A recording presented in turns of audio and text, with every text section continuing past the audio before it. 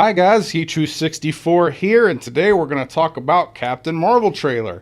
I am back on my set. I have some new stuff and a new set design. Let me know what you think about it in the comments below. It is still a work in progress. So I do have a new chair, which was given to me. I'm very thankful for that. Thank you. The microphone, I bought that myself. So yeah, let's not talk too much. Let's get directly into this trailer breakdown of Captain Marvel. All right, so as we open up, she's fallen from the sky. But as we pan down, we see that she actually crash landed into a Blockbuster Video.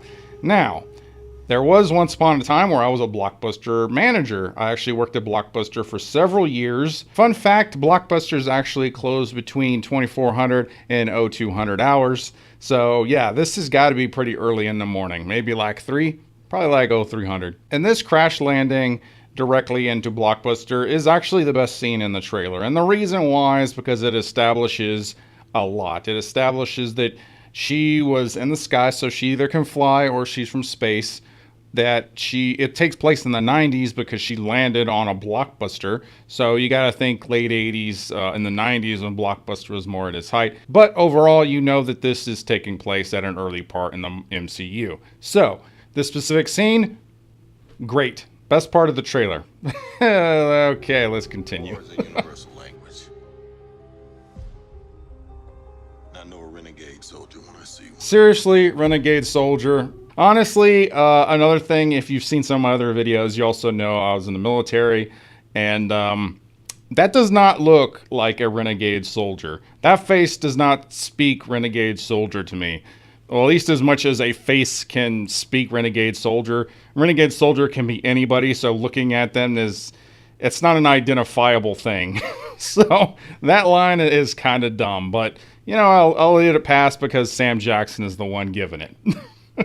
So this is what I'm going to be doing for the rest of this trailer breakdown. I'm going to screen cap all of Brie Larson's faces over every single scene across this entire trailer. And the reason I'm doing this is because there were several people who said I was being way too harsh on Brie Larson in my previous video. And that I was just making up the fact that she has no emotions. So I'm literally going to screen cap this entire trailer, and I'll show you all the little screen caps at the end. And then that should prove my point. That should prove my point. So this scene right here where she's on top of the trailer, a lot of people have said it reminds them of the Wolverine.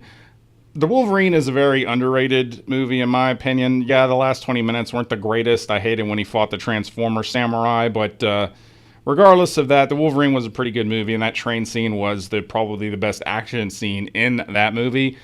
It doesn't really remind me of the Wolverine. Maybe they took some inspiration from that, but really to me, what it reminds me of is Spider-Man 2, where he's fighting Doc Ock on the train. Or, better yet, more recently, Incredibles 2 had Elastigirl, and Elastigirl fought on a train, and if anything, that's what it reminds me more of, the Elastigirl stuff. Truth be told, I was ready to hang it up until I met you today. So this is actually one thing I am excited about for this movie, which is to see Nick Fury. Nick Fury has been underutilized to some extent. Other than in Winter Soldier, he hasn't really gotten a whole lot of chance to do anything. He's just kind of mysterious and shows up and does some leading things when he needs to. You know, it's kind of like Donatello doing machines. Nick Fury leads things. Yeah. So I don't know if they use de-aging technology or they just use some makeup. Honestly, Sam Jackson doesn't really age all that much. So, you know, hey. Regardless, I do want to see him. He obviously doesn't have an eye patch here. And so here's the thing. Nick Fury's history is varied depending on what you read in the comics. Obviously, he's more based on the Ultimate version of Nick Fury. Actually, when they were doing the Ultimates, they asked Sam Jackson if they could use his likeness to draw in the actual comic. So whenever he was cast in MCU, it kind of came full circle because they drew him, his likeness, into the comic, and then they hired him after the fact to play Nick Fury in the movies. Kind of fun fact, I guess. But either way, I am interested to see more Nick Fury, and there is actually some stuff I want to talk about Nick Fury here towards the end, but we'll go on and press on. So you're not from around here? It's hard to explain. So that line right there and that face right there, this is the only time in this entire trailer she shows even the slightest semblance of emotion. She does smile there for a second. Again, I don't need her to smile. I just want her to make any kind of emotions. Be scared about something. Be shocked about something. Act like you care about anything that you're doing. Have emotions. Be scared. Be cocky. It's not that difficult. Emote. You're an actor. You're an actress. Do it. Do it. It's a big part of what you're doing. You need people to connect with you. And if you're going to act like a robot, yeah, people can't connect with that. So she's hanging from this rope. Is she supposed to be scared? I think that she's supposed to be scared. But she doesn't look scared. I don't know what face this is. This face is... It's just blank. It's a robotic face. There's no emotions here. I think she's supposed to be scared. But whatever. Let's press on. I think I had a life here. But I can't tell if it's real. So here she is getting brainwashed is what I'm going to guess.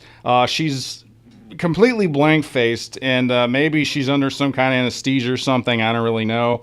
But, I mean, she's flipped upside down and taking electric bolts to the temples. I think that there should be some kind of pain, some wincing, some kind of emotion of some kind.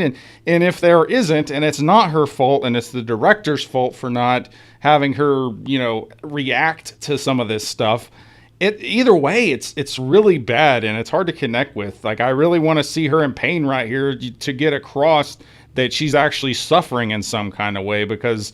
as the audience, you want to connect with her. And she's just flipped upside down, taking electric bolts and not reacting to it. Has that ever happened in your everyday life? It hasn't happened in mine. So I said this before in my last video, I'll say it again. Jude Law is a great pick for Marvel. See his face here. There's emotion in that. He is shocked by something. He is scared by something. There's something either coming at him. Maybe there's some destruction he's looking at. There's a story to be told just by looking at his face. There's something there other than just dead face. There we go. There's more faces with no emotions. I'm screen capping this stuff along the way, believe me, guys. So the little her in Hero here, it doesn't bother me, and it bothers me in that it's dumb and it's corny. It's not as offensive as the future is female.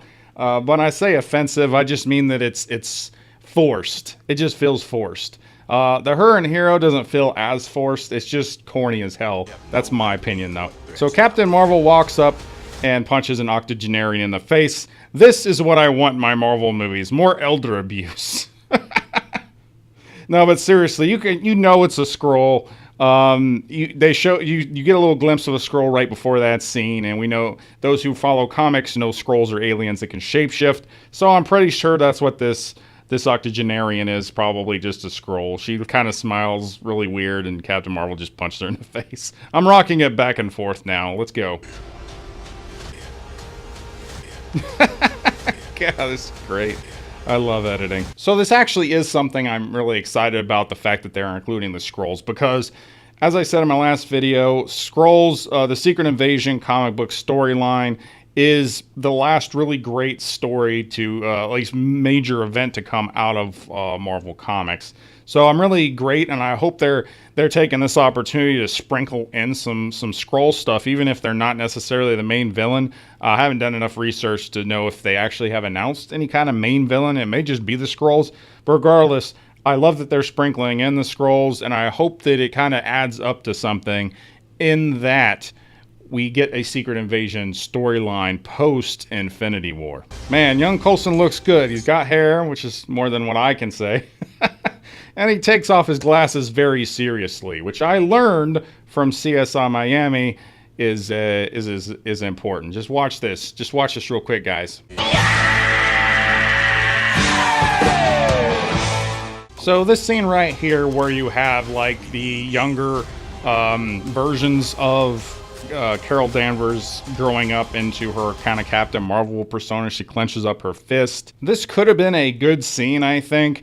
It just feels kind of forced. This is not the real story of Captain Marvel, which I've talked about before in my previous video. So the deal is that when Carol Danvers had her powers stolen by Rogue, She kind of went through a crisis of faith, a crisis of identity, and she lost all of her powers. She, who she was and where she fit into the world, she was in doubt about. She slipped into depression. I'm pretty sure she did some drugs, alcohol.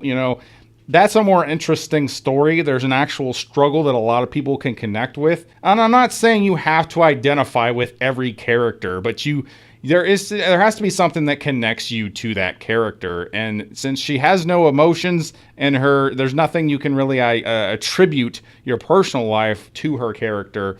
That's a problem. I'm not what you think I am.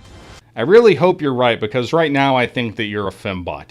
I think that there's not a lot of emotion or things to connect to, which I've reiterated several times during this video and my previous video. So I really hope you prove me wrong. Prove me wrong, please, and I will admit that I'm wrong if it comes across in the actual movie. But right now, it looks like there's some good ideas in this movie. I just don't think you're the one to deliver them. I think that there's several other people I would cast, one of which I mentioned in my previous video, which was Emily Blunt. And I'll probably do a video on some better choices and why I think they're better choices after this one. So in this final shot, you have Captain Marvel going Super Saiyan. So I think what they're trying to do, and I don't remember who said this, but there was a couple people at Marvel who said that they wanted Captain Marvel to be the most OP, like the strongest superhero in the MCU, and that's stupid. The strongest heroes in the MCU are Hulk, Thor, Scarlet Witch, which you started to see more of her powers in Infinity War, but she's actually really powerful. So she's more powerful. Vision is more powerful. And I'd even say Iron Man is more powerful based on the new suit that he had in Infinity War.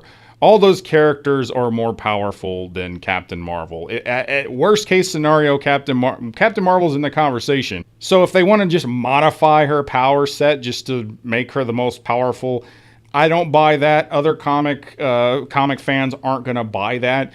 Just give us a good character. Like, if you're going to rewrite her character, give something that we can connect to, something we can buy, I've said this, I don't know how many times in my video. The two most important things are characters and story. We need a story that's interesting, that we can have fun with. We need characters that we can connect to or interesting. It's pretty simple, basic stuff. Please give us something like that. All right, so here we are at the end. I'm just going to break down the pros and cons real quick. So there are some pros. Not everything's all awful in this. This trailer does not have me hyped in any kind of means. It is a very basic trailer. It's not completely terrible by any stretch of the imagination, but it's not good. It doesn't make me hyped, and it doesn't change my opinion that I had before the trailer came out, which I had hoped that it would. I'll be the first one to admit, if the movie comes out and it's good, I will admit it. If the trailer had come out and it was good, I would admit it. As it sits, it's a subpar. It's a subpar trailer that changes my opinion in no kind of way. So pros. It takes place in the 90s. I like the fact that they're taking it back before the MCU. I think that's a good way to go. And I love that blockbuster shot, as I said before. Also, Nick Fury and Coulson. I don't know how much Coulson's in the movie, and honestly, I don't know how much Nick Fury's in the movie. But if Nick Fury isn't in most of the movie, I think it'll be a missed opportunity. I also like Jude Law as Mar-Vell. I think he's a great actor. I'm glad he's in the Marvel Universe. I guarantee you he's getting killed in this movie at some point. He may get killed early on. I have no idea. I think that would be a big wasted opportunity for him, but hey, we'll see.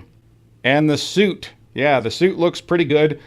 Somebody commented on my previous Captain Marvel video on how the suit is real colorful and bright, and then you get her like sour face attached to it. It just almost looks like it's photoshopped, is what he said. I thought that was hilarious. I would shout out your name. But I don't know if you want me to, so I'm not going to. Cons. Well, we're going to start with Brie Larson's face. Let's go ahead and throw up my screen caps while I'm talking about the cons. Just because Yeah, you guys need this to look at. This is going to prove my point for this as far as her face and her lack of emotion. There is that one part where she kind of smiled. I'm throwing that in there because I'm an honest guy. The next con is going to be subpar CGI. Subpar CGI, yeah. The movie isn't released until March, I believe, and the trailer was released in September. So there is time to do some cleanup on the CGI. It may just be that it's early and the CGI is not completely finished. Which is fine, but as it sits in the trailer, the CGI just doesn't look interesting. Next con is lack of excitement. Yeah, my hype for this movie is probably the lowest for any Marvel movie, I think, ever. The identity politics, again, I'm not going to get into it on this video. I did mention it in my last video. It's the identity politics and that they're pushing forward in the marketing and how Brie Larson is on social media. And the fact that this trailer reminds me of Green Lantern. So when I say that, I'm talking about the Green Lantern movie, obviously. Like, the overarching story just gives me flashbacks at Green Lantern, and that's just, it's not a good thing. So those are kind of my thoughts in the breakdown of the Captain Marvel trailer. I'm really interested to see what you guys think, so please comment below and let me know what you guys think. And if you like this video, please like and subscribe, or don't. I'm not a beggar. I'm Geek True 64, and I'll always tell you the truth.